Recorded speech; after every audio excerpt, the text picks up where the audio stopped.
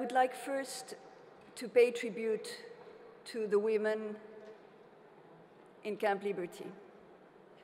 I think we cannot begin any sentence here today at the eve of the Women's Day without having them in mind. But I am also here, and I came here because I wanted to protest more than celebrate. I come with a contrite heart, and it's difficult for me to think what I could celebrate in the Women's Day tomorrow. But I want to protest. I want to protest first because I have seen in all the news of all the world the images of Islamic fanatics destroying the art, the ancient cities of Nimrud and of Mesopotamia.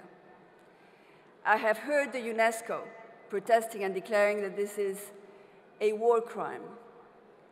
But I have seen nowhere the images that I have seen in YouTube of women sold in cages in the market of Mosul.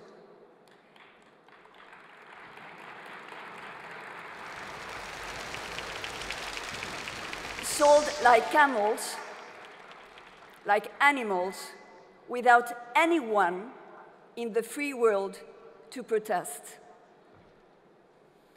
I am also protesting because I feel very uncomfortable to see that during this year we have had so many celebrations, dark celebrations, acknowledging the horrors of the past. The last one yesterday, I think, was the March of Selma, where the Black American people marched demanding their rights, their equality in America. President Obama was there. But why don't we talk about the apartheid against women? It's not an apartheid because of race or because of religion or because of nationality. It's a worse apartheid. It's an apartheid inside the families. Men against their wives, fathers against their daughters, brothers against their sisters. Why in the West, in the free world, there's nothing about that apartheid? Why is it just swept like if it was a comma in a sentence? I am protesting then for the silence of the free world and of the leaders of the free world. I am appalled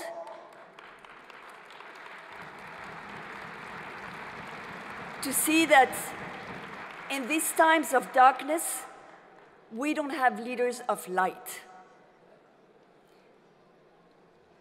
Like you all, I heard Mr. Netanyahu in the American Congress saying that America shouldn't negotiate with Iran. His words were, this is a path for war, not a path for peace.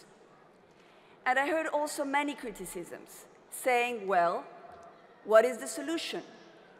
What does he want? There's no proposition. He doesn't offer any alternative because, of course, war is not an alternative. And yes, it is not an alternative. But again, and even if I'm a little too much seeking these words into American history, I'm just recalling something that an American president said, and that has a ring, a little rough perhaps, but it's what I think we have to say. I remember Clinton saying, it's the economy, stupid. It's the economy, stupid.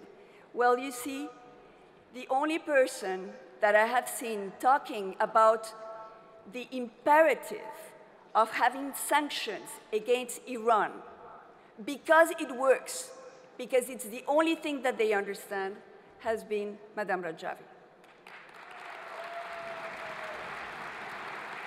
She has been the one pointing out that because there is this leverage, we shouldn't be seeking in losing that leverage.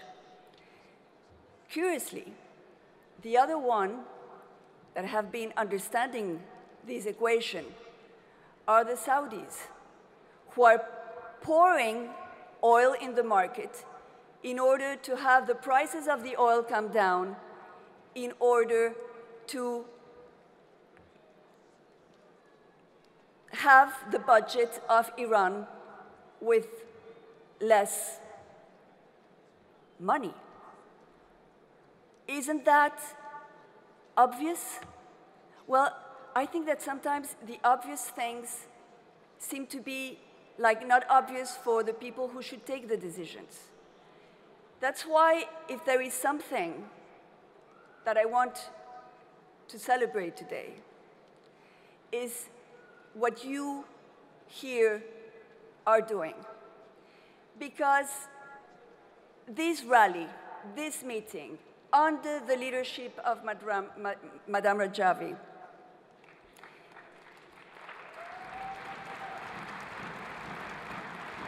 is not for us.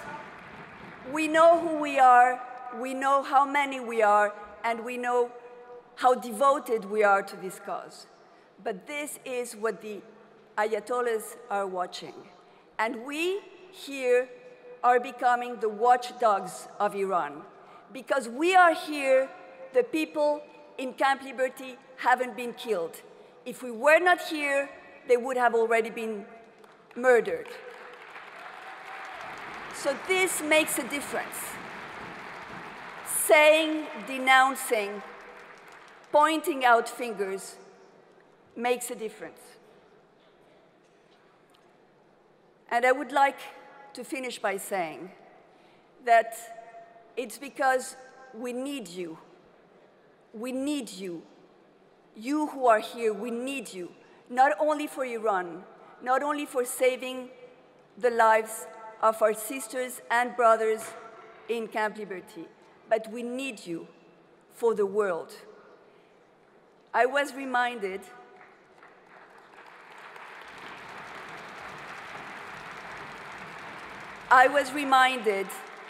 that in the Iranian constitution, the idea of a universal caliphate, Mr. Alejo Vargas remind me, is already there. It's not even an idea of ISIS. It has been the product of the insanity of the Ayatollahs. So you are important, not only for your country, Iran, not only for the people of Ashraf, but for all of us, because the Ayatollahs want to have a universal caliphate. It's an imperialism of extremism, and that's what we're fighting against. But I have good news. I'm a believer, a very strong believer, and in the scriptures it is said that when God wants to defeat his enemies, he turns them mad. That's what's happening in Iran. They're mad.